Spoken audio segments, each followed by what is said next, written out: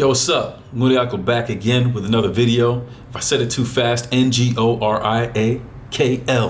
right, Ngoriakl.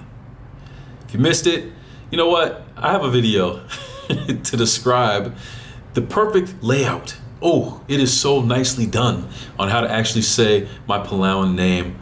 But I'll give you a little bit of background here, and then I'll post a video because I don't feel like going through all that right now. But very simply put, the name Ngoriakl means taking a step ahead. It's a name that was a gift to me, given by the Queen of Palau, my sponsor mom, my mom out there, and very easily I would say the most valuable of all the gifts and things that I received when I was leaving Palau back in 2019 was that name. So it means a lot to me, and we out here trying to live up to it. But anyway, that's the name, that's what it means. I want to talk about today, well, before I get to that, like the video, subscribe, comment below. If there's anything that we talk about in the video that you resonate with, let me know. Would love to hear your thoughts and opinions on this stuff. But I started my second class for my doctorate program about a week ago. And it only lasted a week. It's an intensive 5 hours a day, 8 a.m. to 1 p.m. And that was a grind because before, man, to see me up by 8 o'clock, come on, far cry. But anyways, this class was interesting. It was very interesting. I expected it, first of all, to be a lot more structured as a doctoral class. And on that note, I have to say, my perceptions and expectations of what a doctoral class was supposed to be, they're getting kind of flipped upside down. I don't know if it's going to change or if I'm going to see some of my former expectation later on down the line. But at least for right now, it's being flipped because I expected a ton of structure, but it's very much more free-flowing, and they're giving us, the students, the real opportunity to gain the value. And what's tricky about it is, even though the classes are very free-flowing and kind of abstract, we're starting somewhere and we're going somewhere, but it's very kind of loose in the way that we get there. The syllabus and the requirements and the assignments are not. So there are plenty of things that we need to read and have done by a certain amount of time. There's a couple pre-assignments that I didn't even realize were due before the classes even started, that they were a part of. So it's like all over the place, and it doesn't help when the classes are kind of, you know, that free-flowing thing, that it's deceptive because it makes you feel like you can chill and just show up. You don't really have to worry about taking notes about everything. You're not going to get a final exam, but there's stuff happening. All that to say, I get into this spirituality class, and it's this free-flowing kind of a thing, but really insightful, actually. We talked about making it practical in a way that I have never heard before. We had one of our professors talked about how, man, talk about a weird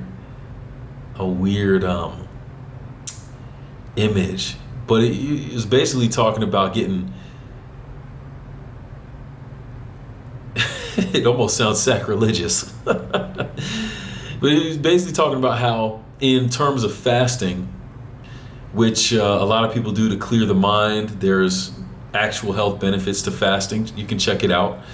But he was talking about how when he would fast, the kind of headspace that he would be in and the amount of in-tuneness that he would have feeling with God, it was as if there was like intercourse with God. Like almost the what's the word? The closeness or the intimacy, as if he was having sex with God. I really hope I'm not saying that wrong. Cause shoot, if I am, man, I don't even know. But for as odd as it was, his entire point was saying that through fasting for him, he felt that he was able to get close to God, as close to God as you could get. And to be fair, if we're talking about human comprehension and human relations, sex is probably the closest that you can get to another person. So, for as odd of a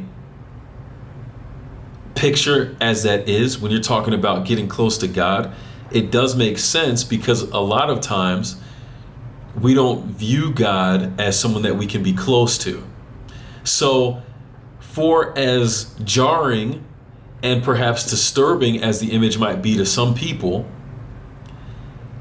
there's a very practical element that we can't miss about it.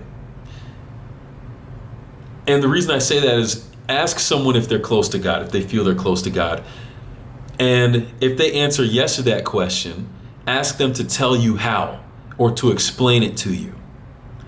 I can guarantee you that the majority of the people who answer yes to that question will have a very difficult time explaining to you what it means for them to be close to God. And pay attention to the things that they say, because it'll be like illusions. Is that the right word? It'll be like metaphors of different things, but it won't sound practical, because it's still going to be this kind of spatial idea because of the concepts they're using to describe that. It is harder to describe a closer bond between people than sex. If there is something closer than that, where people can bond even tighter than that, let me know in the comments below. I'm not aware of it. All right. So I think it's interesting. It was troubling and it shook me at first. I was definitely looking at my computer screen when he was talking about it. I popped up, man. My ears were like, oh, it was weird. But I get it. So the reason I'm talking about how interesting that was is I had never thought of the Christian experience or the experience with God in terms like that, in terms of being so close to him, you felt like he was just there with you in that moment. There's always times where you feel like, yeah, you're getting some good insight, some good inspiration. You read a cool verse and you got some notes. There was some random thoughts in your mind about that, which were pretty cool. But it's different when you're talking about, yeah, but what is this really like? And how do I respond to this in my actual life? Right? What does that relationship really look like? What does it feel like? How do I share this with other people? We talked about the concept of joy. We talked about emotions and how a lot of times, to the point, going back to the metaphor of sex being used earlier, we talked about how joy and emotion are often not things you hear associated with the Christian life or the spiritual experience. More people will portray it to you as something where I die daily, I beat myself up. We have a lot of images of this within other religions, where people feel like they have to pay their dues to experience the relationship with God. That's the exact opposite kind of feeling we're talking about from what my professor mentioned, as I said earlier in the video. And so you really have to ask yourself, who is God really, and what kind of relationship is he trying to have with us? Can it be both? Is it one or the other? If it is, which one? There's a lot of questions there. But I think before we can even go to answer that question, we have to look and see what God is saying about who he himself is through Scripture. And that would give us the best clue as to what kind of God is the scriptural God and how we are to relate to that God. So, being thrown for a loop, I like learning.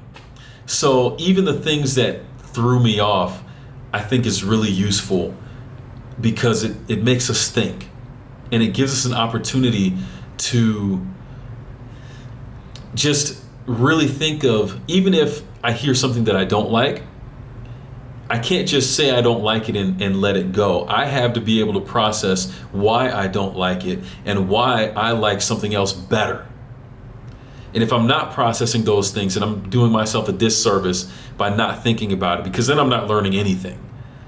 And we already know in the world that we live in today, there's a whole lot of, well, I don't like that. Why? I don't know.